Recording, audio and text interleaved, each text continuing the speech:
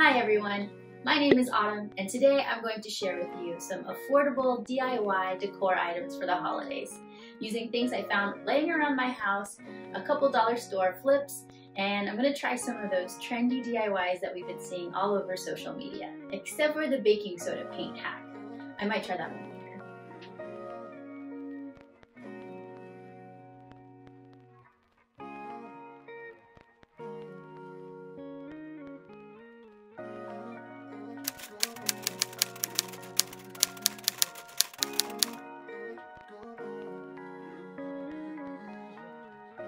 This will be a two-part video because, well, I got ambitious and wanted to try everything. What I love about these DIYs is that they are completely customizable to your style preference. Honestly, I love something about all of these different design styles, and my motto is, if you enjoy how it makes your space feel and you like it, then you should go for it. There are so many options to changing up these DIYs. Choose your own paint palette, add some greenery, throw in some sparkle, don't throw in some sparkle, bump up the colors, tone them down, the list goes on. Let's start off with all of the DIYs with the things I found lying around the house, aka free DIYs. I went through my house and gathered up all these random things. Some of these were from past DIY projects, and of course there were the random few things that I didn't even know that I had. I do have a lot of crafting supply basics on hand, like paints, paintbrushes, hot glue, wood stain, and other things. So for me, these DIYs didn't cost me anything. Depending on what you have on hand, you may need to purchase some additional items or figure out how to work with what you've got.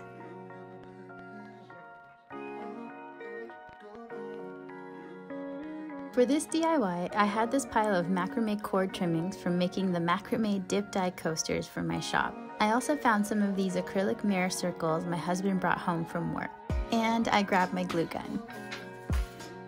I picked out the pieces that were around 1 inch or longer to use and began gluing them to the back of the little mirrors on the edge, making sure to press the cord into the glue. I added a looped piece of butcher string in order to hang these. I ended up trying two different versions. The first version I glued a second mirror disc to the back side, making it a double mirror ornament, and the second version I tried gluing some of the longer macrame cord I found in a spiral so that it would end up being one side mirror, one side spiral. I can't decide which one I like better. Let me know which one you would choose. With some sewing scissors, I trimmed the cords to be around the same size by using the shortest piece as the guide. Then I used a small comb to gently brush out the twists and create the fluffy fringe. Be extra gentle as some of the cord may come out.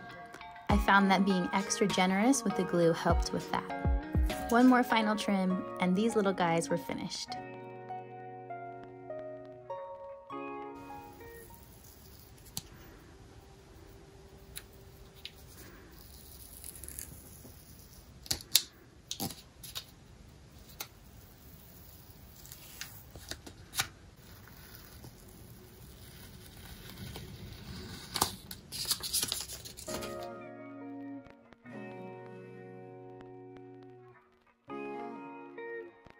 Being the trash saver I am, I had some of these empty rolls on hand to make something I saw on Pinterest. Here's the original post that I saw. Starting with the paper towel roll, I flattened it using my hand and then with a ruler marked off 1/2 inch all the way down, making sure to go back and draw the complete line across the tube in order to make a nice cut.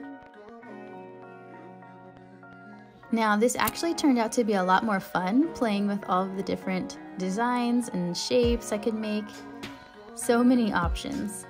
If you have kids, this might be a fun activity for them to just be creative and make different designs. For now, I'm that kid in this house.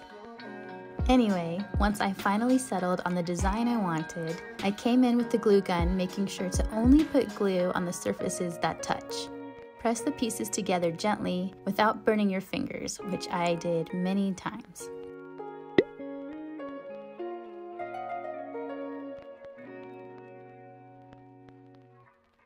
Now we come to a point where you can choose what style you'd like. You can leave them natural, spray paint them white, or any color for that matter. Add glitter, pom-poms, jewels, beads, bows. This is your creation, so have fun. I chose to use white chalk spray paint because, well, that's what I had. but then later went in with white crafter's paint for the areas that didn't get as much coverage. At first I tried using Mod Podge along the face of the snowflake and then sprinkling the glitter onto it, but that technique wasn't the best. And more glitter went into the box than onto the snowflake. So I decided that my trusty old glue gun worked better for this and dried faster. I only applied the glue in small sections and would flip the snowflake upside down, gently wiggling it in the piles of glitter. This seems to catch the glitter a lot better. And I only ended up glittering 3 out of the 5 snowflakes. I attached a small piece of butcher string to hang them up. These would be great to add to a garland, use as ornaments, hang them from the ceiling, or even make a tree topper. And there you have it, from garbage to glam.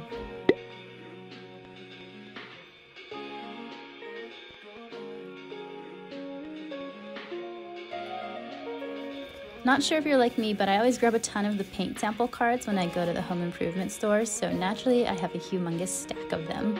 Again, you can choose whatever mix of colors you like. I decided to go for some vivid and bright colors so that I can use this all year long. I grabbed a few circular shaped items of different sizes and played around with how many I could fit onto each card. I tried to make it so that there were 2 of the same size on every card. That way I could glue a front and a back together and not just leave the white printed side open and exposed on the back.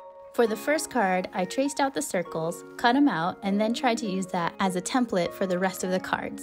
However, some of the cards have the name of the paint on different areas, so I had to kind of play around to make sure that the circles fit in. If you thought that was tedious, here comes the even more tedious part. I began cutting out all of the circles, making sure that I had pairs of every size. I arranged them in the order that I was happy with. I chose to keep it kind of a loose rainbow pattern. I grabbed the butcher's twine and started measuring out about 2 inches in between each of the circles. I ended up putting tape on the table so that it would be easier just to eyeball where the dots needed to go. Using my glue gun, I added a dot of glue on the back, applied the string, and then pressed the matching size circle on top, making a tiny little circle sandwich. I also tried to make sure that the sizes varied, so I would go from a large size to a small size to the medium size and use that as the size pattern for all 3.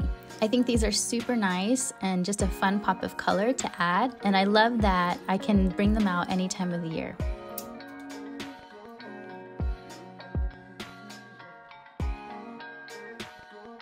This DIY is great because you can either keep it pretty simple or you can change up the color palette and add whatever greenery or trinkets you like to it. I had these silver rings left in my pile of Don't Forget I'm Here and grabbed the random assortment of yarn from my stash. I had so many color options but decided to go for more of a classic color palette using creams, forest green, and gold. I thought that the length of 12 inches would look really nice with the size of this ring. You could of course go longer or shorter depending on what kind of look you're going for. I made sure that in my measuring, I doubled that size to 24 inches and then added 1 more inch just to have an allowance for how I'm attaching the yarn to the hoop. So my pieces of yarn ended up being 25 inches long total. I made sure that I also had around 4 to 6 pieces depending on the thickness of the yarn. For the chunkier yarns, I used less pieces. For the thinner yarns, I bunched them up and used more. I figured out how I wanted the order of the colors to lay and then began using a lark's head knot to attach the yarn to the hoop. To make a lark's head knot, all you have to do is fold your piece of yarn in half. Take the end with the loop side, place it on top of your ring, and fold it over. Now you're going to come from the back side of that loop and pull the top 2 pieces of yarn in through the loop and then gently pull them all the way through, giving them a nice secure tug. They don't have to be too tight because they're not going to be holding anything up, and just make sure that your pieces stay as even as possible. You don't want to have one piece of yarn that's a lot longer than the other. When all of the pieces had been added, I then laid the yarns flat and straightened them out. I wanted the yarn to make an upside down triangle shape. So using my sewing scissors, I did my best to match the pieces of yarn, starting with the outside pieces and moving inward while increasing the length once I got to the middle. That sounds confusing, but I think you get the idea. Once I got my Christmas tub from the garage, I attached these pine cones with glitter on them to tie in with the gold yarn. This was pretty simple to make, and it can be hung up on your wall, used as a doorknob hanger, an addition to your wreath, or even something to hang on the back of your dining room chairs. I definitely could have done something to change up the silver ring, like spray painting it gold or wrapping it with some yarn, but I didn't. I just kept it how it was.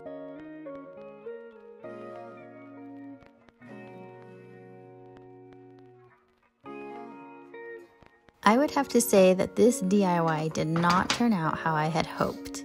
This is one of those cases where a DIY project seems super simple, but once you get started, you realize that it is not.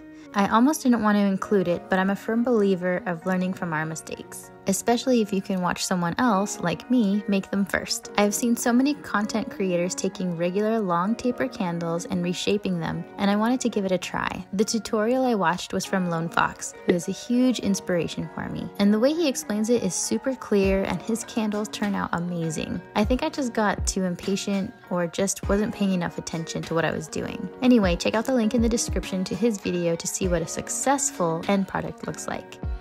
To make these candles, you place them in a tub or a vase of very warm water and let them soften for about 15 to 20 minutes. Not boiling water, but not lukewarm either. At first my water wasn't warm enough and nothing was happening, so I nuked the water in the microwave, and this is where things took a turn for the worse. The outer layer of the wax began to melt off and the inner core of the candle hadn't had a chance to warm up. Once I touched the candles, they literally squished between my fingers with the wax sliding off, and it was a disaster. But nevertheless, I still tried to roll the center part flat with a glass jar as per the directions. One of them split down the center, another one kind of had a chunk fall off. I even tried using the melted wax that was covering my fingers as a filler, and even though these candles were screaming for me to stop, I began twisting. Why? Because I was determined. But as you can see, that was also a huge fail, and I could barely twist them once around. After trying a few times, I set them aside to cool. Only 2 of them stayed somewhat together, and they have a super organic texture, and that's being very generous with the description.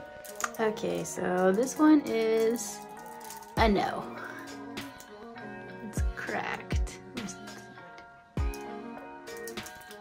I don't think I can see this. Fail. Never. Babe, look at it. It's a fail. Looks cool. Looks like. It's a fail. It looks like. Wow! You're going for the wow factor? You got it, babe. Wow Holy. factor. Nailed. For the base of the centerpiece, I used an old margarine tub and mixed some rapid set cement. I started with about 5 quarts of the cement mix and gradually added in about 4 cups of water, a little at a time, and stirring in between. I made this much because I was also pouring cement for some of my shop products. I'd say you'd only really need about 1/4 of this amount. You want to make sure the mixture is similar to the consistency between tomato soup and pancake mix. If your mix gets too thin, you can add a little bit more of the cement mix. If it's too thick, you can add a little bit more of the water. After making sure all the clumps were mixed in, I began to pour it into the tub. Make sure to wiggle it and hit it a little bit against the table to get the air bubbles out. Once I had the amount I wanted, I took my 2 oh so beautiful DIY twisted candles and 1 regular candle and pressed them into the cement. You don't want to push them all the way to the bottom of the tub. Around 1 inch deep would be enough. To be honest, I don't think this is the best way to create the holes for the candles if you want to reuse them. I think maybe if I had pushed something like a bottle cap from a soda or water bottle to make the circles and then remove that plastic part afterward, it would have been better. But I think at this point, I just wanted to get her done. If you have any better ideas, please feel free to share them below, and don't be too harsh with me. I'm a work in progress and I'm learning a lot. I had some extra cement, so I poured it into old takeout containers and pressed a little tea light into each of them. These turned out way better and hopefully help make the centerpiece look less out of place. So many things I would have done differently, but you live and you learn in the DIY world.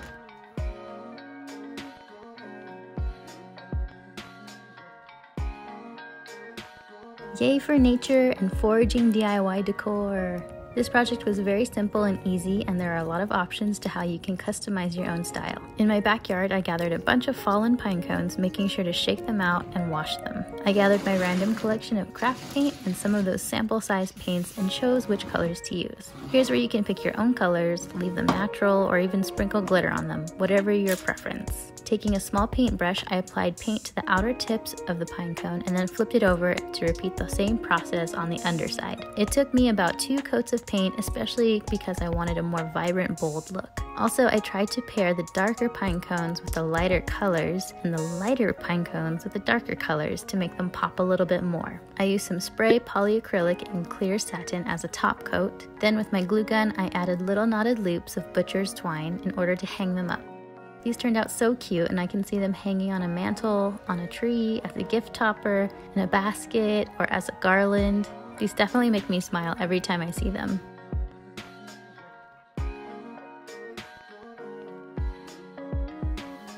This last DIY of this video is so cute, but took a little longer than I thought because, well, unexpected technical difficulties, aka surprise learning opportunities. Just when you think things are easy peasy and smooth sailing ahead, right? Let's get started. I bought these red and white striped napkins 2 years ago with the plan of turning them into a pillowcase for the holidays. And my friends, it only took me this long to do it. I started off by lining up the 2 napkins good sides out. They already had a cute hem, so I planned on sewing them 1.5 inches in, and the original hem would act almost like a ruffle, so I didn't need to turn anything inside out. I had planned on using one of my zippers so that I could use a pre-existing pillow and just cover it for the holidays. But the zippers I already had were black, and the one white one I had was too short. So instead, I took the pillow I planned on covering and took that cover off to see what was inside. My original thought was to just sew the red and white napkins as a permanent cover and then use that as an insert for the original case. Upon opening it, I was shocked. I had completely forgotten that I used 2 different pillows to stuff this one. One was a DIY pillowcase I had sewn using an old bed sheet when I first got my sewing machine. I had wanted to see what each of the stitches were, so I made this little stitch sample pillow. The other one was a gift from my mom-in-law. It was a very sparkly, reversible sequin Las Vegas pillow. I had completely forgotten that I put these in here. Anywho, back to the DIY. I began to sew the 2 napkins together using a basic stitch. I thought it was all going well, but then I looked on the bottom and the stitches were really bad. Why is it doing this? Of course, what I'm trying to do quickly turned into such a whole nother thing. So now the back side looks like someone's not cooperating. And I should have been checking it the whole time, but of course, I'm just thinking like, oh yeah, it's gonna be easy. So now I have to redo this whole section and figure out why my tension isn't set correctly for the bottom part. Fun. Okay, I'll get back to you later. I had no idea A, how to figure out what the problem was, and B, how to fix it. So off to YouTube I went, watching a few different videos. And after learning all about tension and the differences in materials, I adjusted the tension on my machine and I got back to work. So much learning and a great reminder to always check while you're doing things. I sewed all along the outside of the fabric, making sure to leave enough space for me to insert the pillows. And then I finished it off with just a regular hand stitch. This turned out super fluffy and cozy, and after all that work, I may or may not have taken a little siesta to test it out. Alright, that's all I have for these free DIYs. I hope you enjoyed watching me use random things in my house and giving them new life. This is a great way to be resourceful and recycle at the same time. I know that finances and just everything that's going on can be a huge stressor, but that doesn't mean that we can't find creative ways to bring joy and to celebrate. To see how all of these DIYs turned out, look for the second video for the big reveal, and I'll also be doing some dollar store flips. Let's just say that that was a learning experience. Thanks for spending time with me, praying that you and your loved ones are safe, healthy, and happy. No matter how different your holidays are going to look this year, let's hold on to hope. I'm so thankful that we can create, explore, and connect together. See you in the next one. Bye.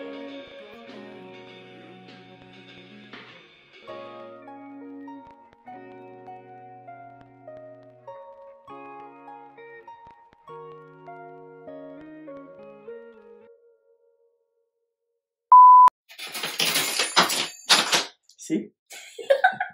Make sure you drink your Ovaltine.